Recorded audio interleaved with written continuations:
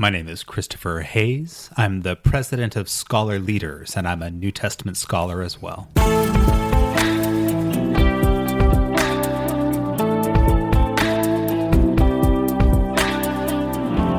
Dr. Christopher Hayes. Christopher, good to see you. You as well, buddy. Welcome back to Exegetically Speaking. It's a joy to be back. Yeah, we are face-to-face. We don't have to do this over Zoom, which is always my preferred way of doing it.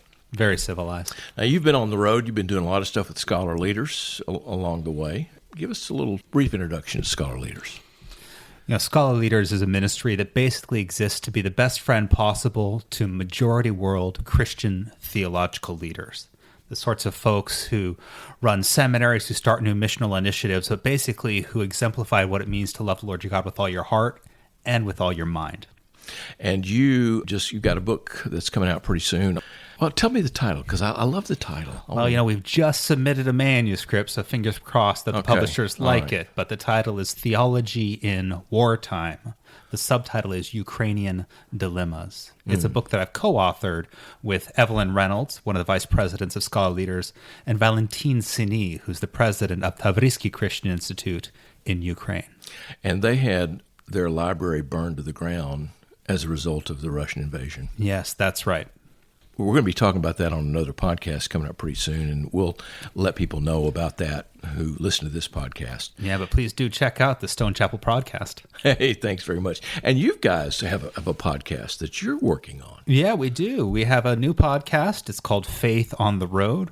We've just wrapped up our first series, and it pulls together majority world theologians to talk about issues like wartime or citizenship and nationalism, or pick your topic. But the idea is to get voices from places like Africa, Latin America, Middle East, and Asia talking about issues that matter not only to their context but to ours. And you've spent a good bit of time in Latin America. That's right. I was a professor in the city of Medellin, Colombia for 8 years. Well, we want to get you back here to teach a course in Spanish one day. Cuenta conmigo. I would be grateful. Today, Mark chapter 1, verse 1. I love the Gospel of Mark. I'm a fan. I love all the Gospels, but I just love the simplicity in a way.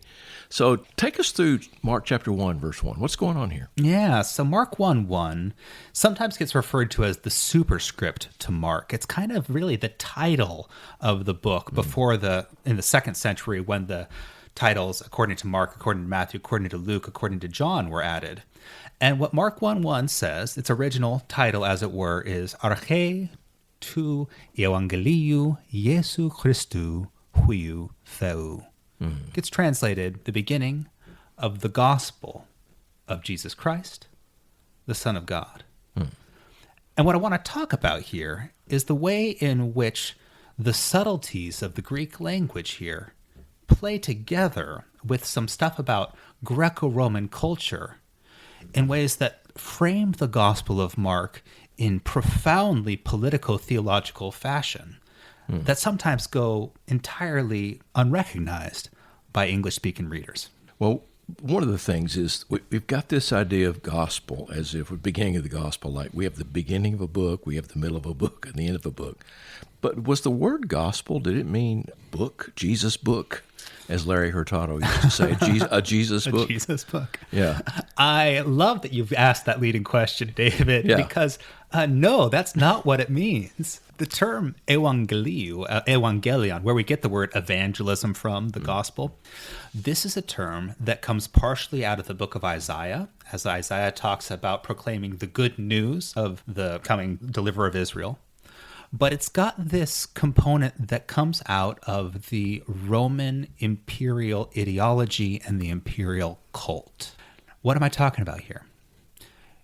In the Roman world, when there was something impressive that Caesar did, some sort of a military victory, some sort of a birthday, that kind of thing, it would be proclaimed as evangelia, as good news, using that same word, evangelion, gospel. So here, at the beginning of this book, the Gospel of Mark, which most scholars think was actually written in Rome, you have this word that evokes good news about Caesar. And so that in itself would have raised the antenna for the reader in Rome who sits down to read the beginning of Evangeliu. Oh, expecting Caesar to be given credit for something. Well, you might think. Yeah. But then it goes on to clarify, this is the Evangelium of Jesus. And Jesus is called the Christou. This gets translated Christ, but it means, it's the Greek word for anointed, right? It's the Septuagint translation for Mashiach, the anointed one. And, you anoint people in the Jewish culture because they're going to be the king. And so right at the beginning, you have this surprising juxtaposition of good news, one might think a term suggesting good news about Caesar, being predicated of Jesus, who's called the anointed one, the man who would be king. So that right there raises some interesting question marks. But that's not actually the phrase I really want to focus in on. Yeah. What I want to focus in on is that next phrase. The Huiou Theou. The Huiou Theou. Right. Son of God. Now, there's something weird about the way that Son of God is phrased here in Mark 1:1. Because when we translate it literally, Son of God in English, we are doing a good job showing that there aren't any definite articles in front of these words. Remember, in English, we have definite articles, the, and we have indefinite articles, a, and. Well, Greek only has definite articles. They don't have indefinite articles. And if you're a Greek 101 student, one of the phrases that you learn how to translate really fast is Son of God, along with Son of Man.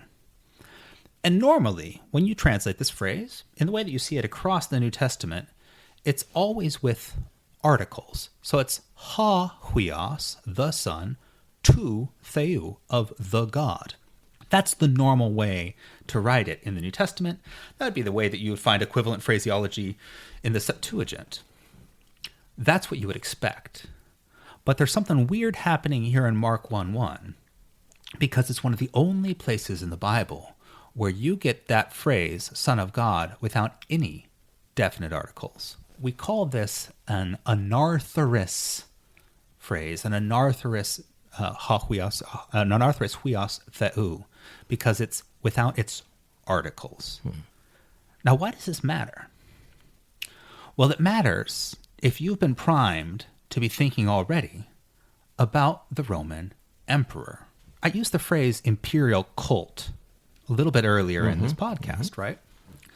Now, that might not be a phrase that people who don't live in the first century world, either vicariously or actually, don't know. What people don't realize is that there was actually religious worship of the Roman emperor happening in the first century. Now, where did this come from? Well, it all started when Julius Caesar died. He dies, and at his funeral pyre, there was observed behind the pyre and in the distance an eagle that ascended towards heaven. And the onlookers interpreted that as being a sign of his genius, his spirit, ascending to join the pantheon of deities. And so Julius became known as the divine Julius. His successor, Octavius, then adopted for himself the name Son of God.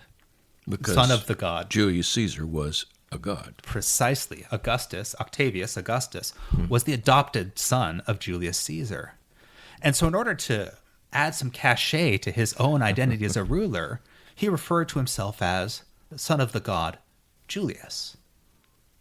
Now, this seemed to be actually pretty good propaganda. So when Augustus dies, Tiberius, his successor, referred to himself as the son of the god Augustus, the grandson of the god Julius, and so on and so forth through subsequent generations.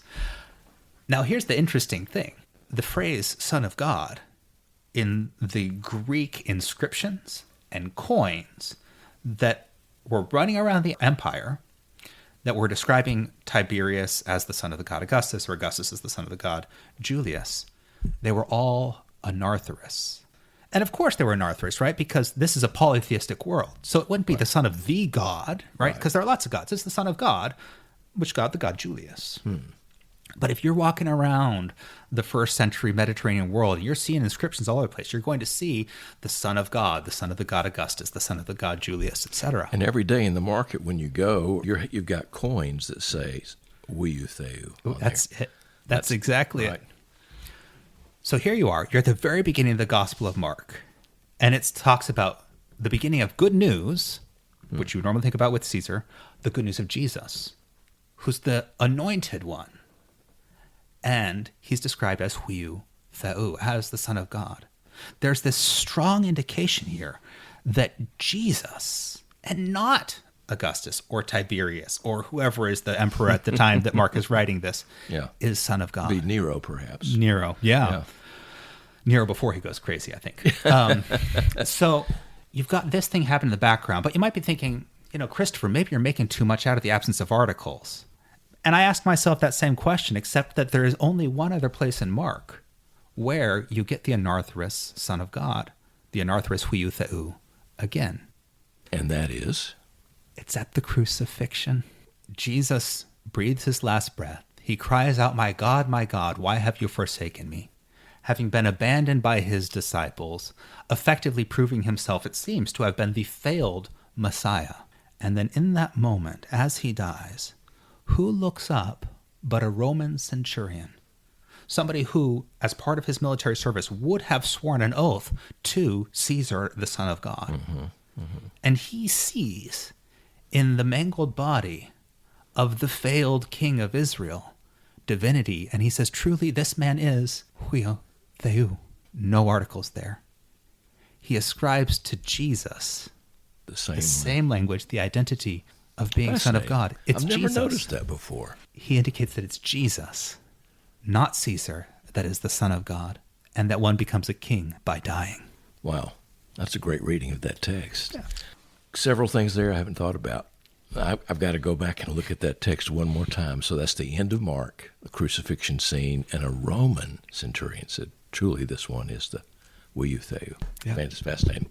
Dr. Christopher Hayes, thanks for being with us today on Exegetically Speaking. Absolute pleasure.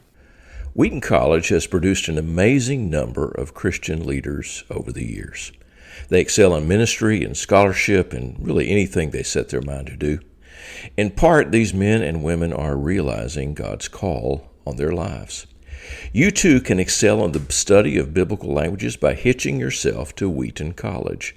Follow the show notes below that will enable you to find out how to study at Wheaton College in classical and biblical languages. Get started today.